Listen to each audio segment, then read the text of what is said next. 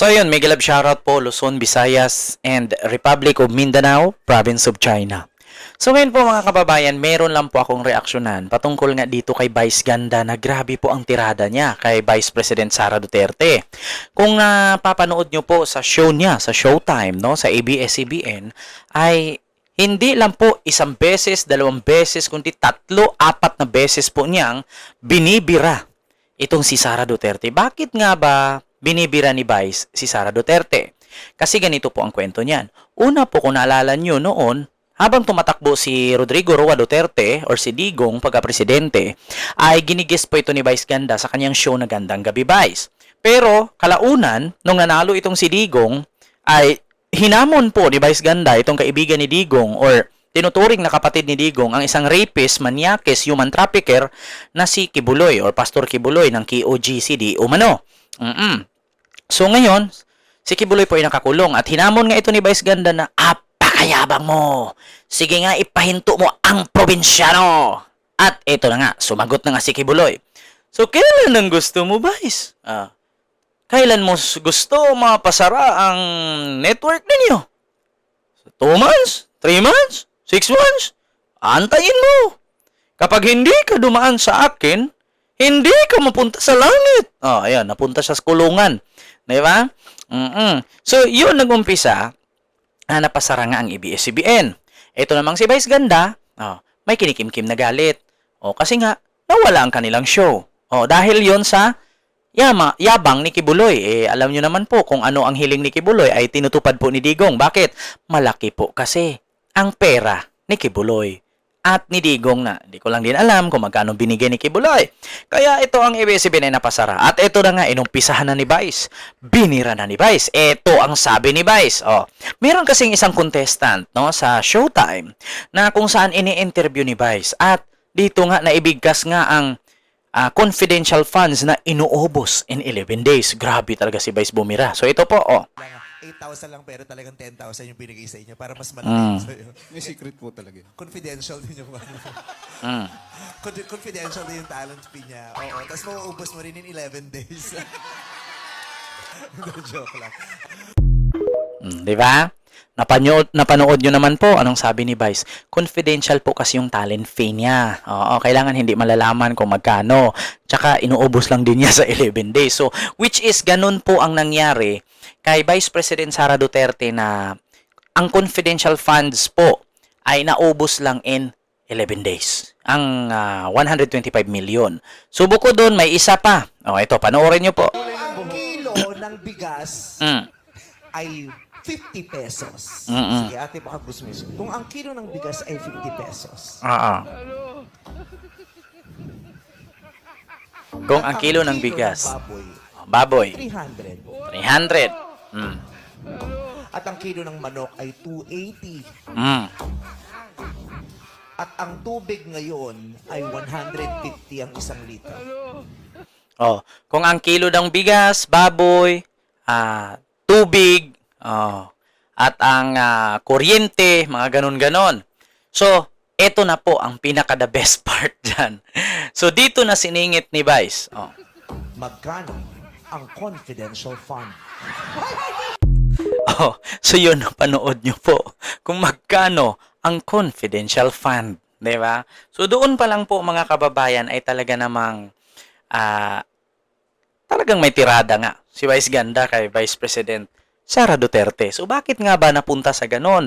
At bakit nga ba bumibira na itong si Vice? Alam nyo naman po kasi, mga kababayan, no, sa ginawa kasi ni Digong, no, sa ABS-CBN, hindi nyo na po may tanggihan. At alam naman po natin, buong Pilipinas, Luzon, Visayas at Mindanao. Kahit sabihin natin na yung mga boss or mga amo ni Vice Ganda hindi nagbayad ng tax.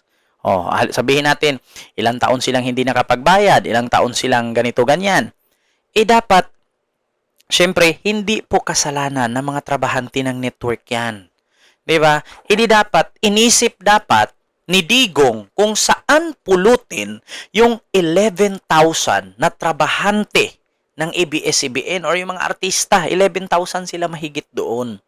Kaya ngayon mga kababayan, so kapag 'di ba ang gobyerno kapag merong mga Pilipino na squatter, 'di ba? Yung mga squatter, halimbawa nakatira sila diyan, mga informal settler ang tawag diyan. 'Di ba nung ginagawa ng gobyerno, hinahanapan ng lugar na pwedeng lipatan bago sila i-demolish. So dapat ang ginawa ni Digong, yung 11,000 na mawalan ng trabaho, dapat iniisip niya.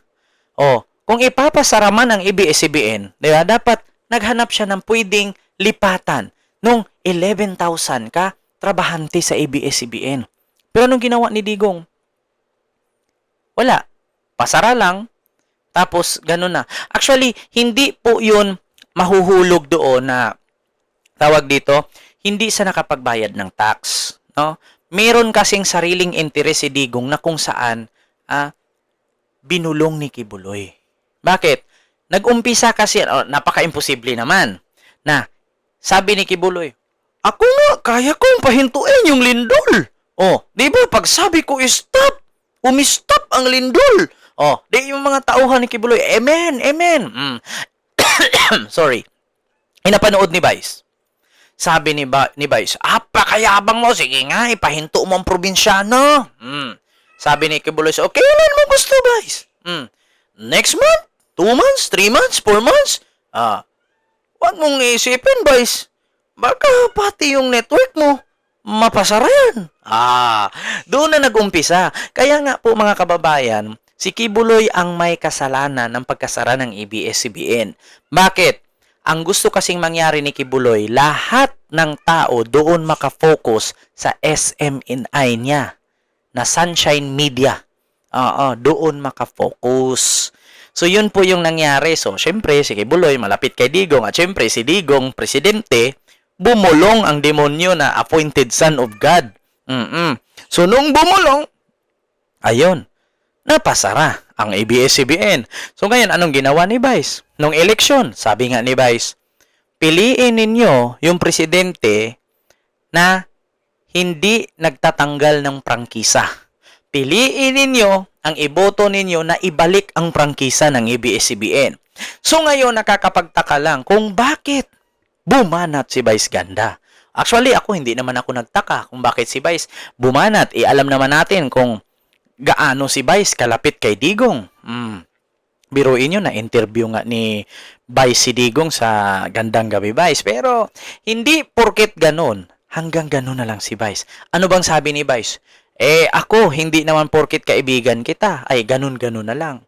Siyempre, ibalik ko yung deserve sa'yo. Diba? So, ito na nga. Nag-umpisa na. Bumira na si Vice.